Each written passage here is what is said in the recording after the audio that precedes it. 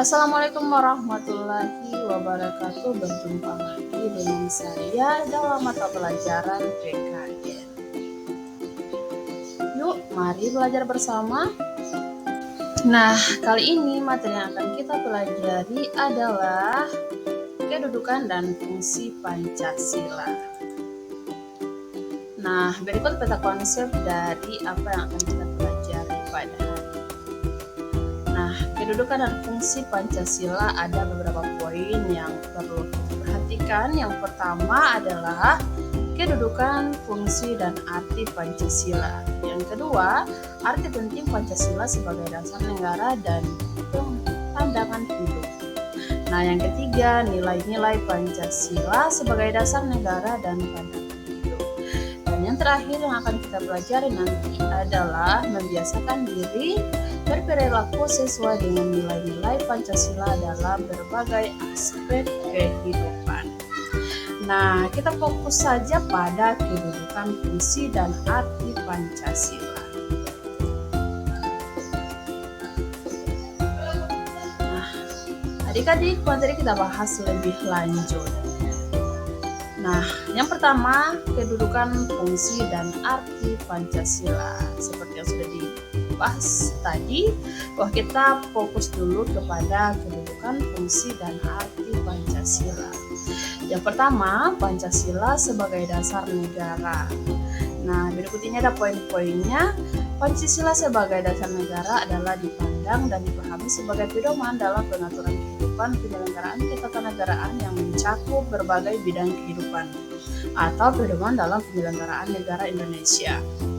Yang kedua, para pendiri Indonesia, the Founding Fathers, telah menyadari pentingnya suatu dasar negara. Karena itu, dalam sidang pertama BPUPKI pada tanggal 29 Mei sampai 1 Juni 1945 dibahas dasar negara Indonesia. Adapun tokoh yang memberikan gagasan tentang dasar negara seperti Muhammad Yamin, Supomo, dan Insinyur Soekarno.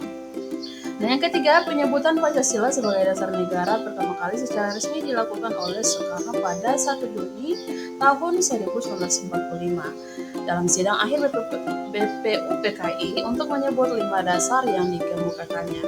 Selanjutnya, berbagai usulan dasar negara dalam sidang BPUPKI tersebut diolah lagi oleh panitia 9 bentukan BPUPKI.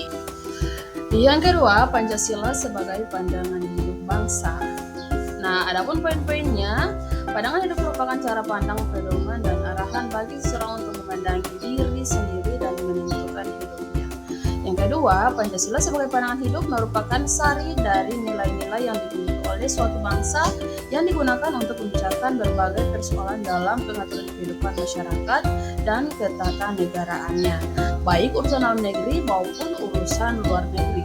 Yang ketiga, bangsa Indonesia menjadikan Pancasila sebagai pandangan hidup. Dengan demikian, segala aktivitas sehari-hari bangsa Indonesia harus sesuai dengan nilai-nilai yang terkandung dalam Pancasila.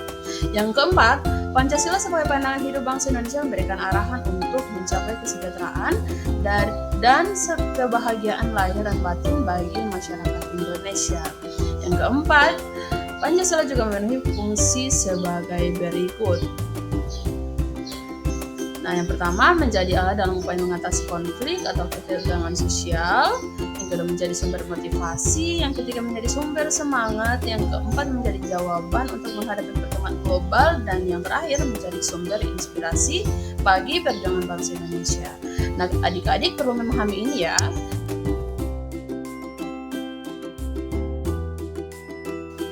Oke, kita lanjut pada poin yang ketiga.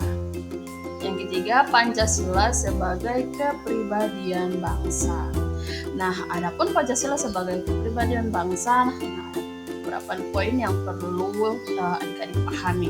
Yang pertama, dalam Kamus Besar Bahasa Indonesia, kepribadian bangsa adalah ciri-ciri watak menonjol yang ada pada banyak warga. Satu, kesatuan nasional, kepribadian nasional. Oleh karena itu, kepribadian bangsa Indonesia adalah unik, khusus, dan berbeda dengan kepribadian bangsa-bangsa lain. Nah, yang kedua, Pancasila yang menjadi dasar negara merupakan jiwa dan kepribadian kepribadian bangsa Indonesia yang memberikan corak dan ciri khas serta membedakan dengan bangsa lain. Misalnya, gotong royong yang diyakini oleh Insinyur Soekarno sebagai hal yang harus ada dan menyemangati bangsa Indonesia. Sejatinya, dalam tindakan gotong royong terdapat nilai kekeluargaan dan kerjasama yang khas serta merujuk pada kepribadian bangsa Indonesia.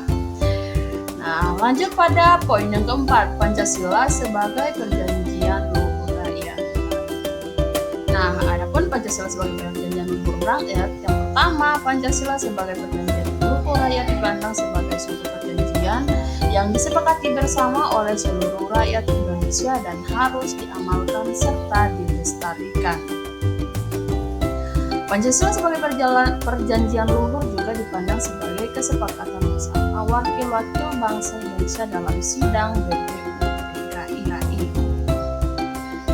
Yang kelima, Pancasila sebagai sumber dari segala sumber hukum. Yang pertama, sumber hukum yang dijadikan bahan penyusunan peraturan perundang-undangan, baik tertulis maupun tidak tertulis.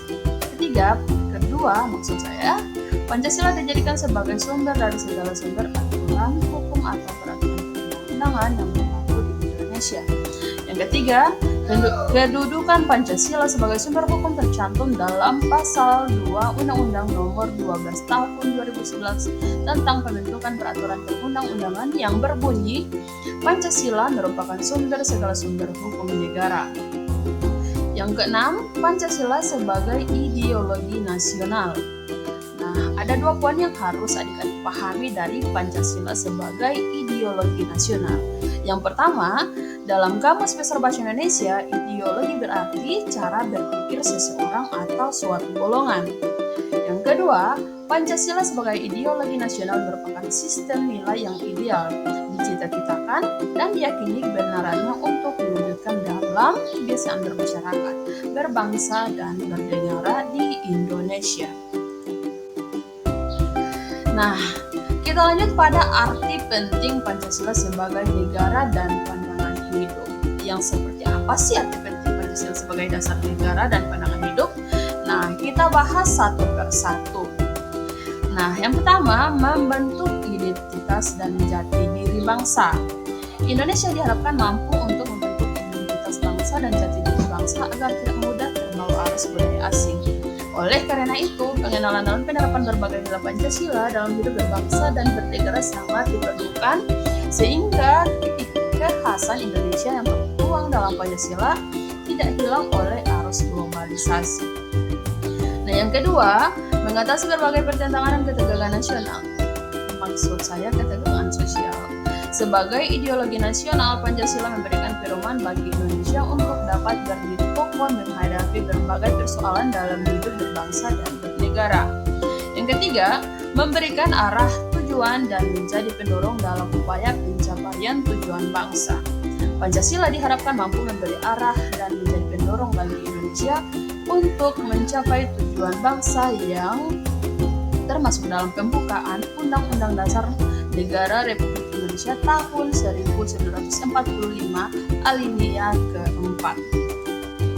Nah, adik-adik, berikut materi terakhir yang akan kita pelajari pada pembahasan materi Pancasila, yakni arti penting Pancasila sebagai dasar negara dan pandangan hidup. Adapun tujuan bangsa Indonesia termuat pembukaan Undang-Undang Dasar 1945 alinea keempat, yaitu yang pertama, melindungi segenap bangsa Indonesia dan seluruh tumpah darah Indonesia. Yang kedua, memajukan kesejahteraan umum. Yang ketiga, mencerdaskan kehidupan bangsa. Yang keempat, ikut melaksanakan ketertiban dunia yang berdasarkan kemerdekaan, perdamaian abadi, dan keadilan sosial. Berikut pedoman untuk memecahkan berbagai masalah berbangsa dan bernegara, mulai dari masalah politik, ekonomi, sosial budaya, hingga pertahanan keamanan. Pancasila diharapkan mampu memberikan pedoman untuk mengatasi berbagai permasalahan dalam hidup bernegara di Indonesia. Permasalahan ekonomi yang terjadi di Indonesia dapat diselesaikan dengan berpedoman pada Pancasila, yaitu sila kelima Pancasila, di mana wujud nyata dari sila kelima Pancasila tersebut adalah kooperasi. Dan yang terakhir dari pembahasan ini adalah sarana pemersatu bangsa dan negara. Pancasila diharapkan mampu menjadi sarana pemersatu bangsa dan negara dengan semboyan dalam lambang negara, yaitu Bhinneka Tunggal Ika. Nah, adik-adik perlu memahami hal ini ya. Jadi silakan dipelajari, nanti kalau perlu, jika perlu adik-adik putar kembali video dari awal untuk memahami materi tentang Pancasila. Terima kasih sudah menonton. Wassalamualaikum warahmatullahi wabarakatuh. Sampai jumpa dalam pembahasan materi PKN selanjutnya.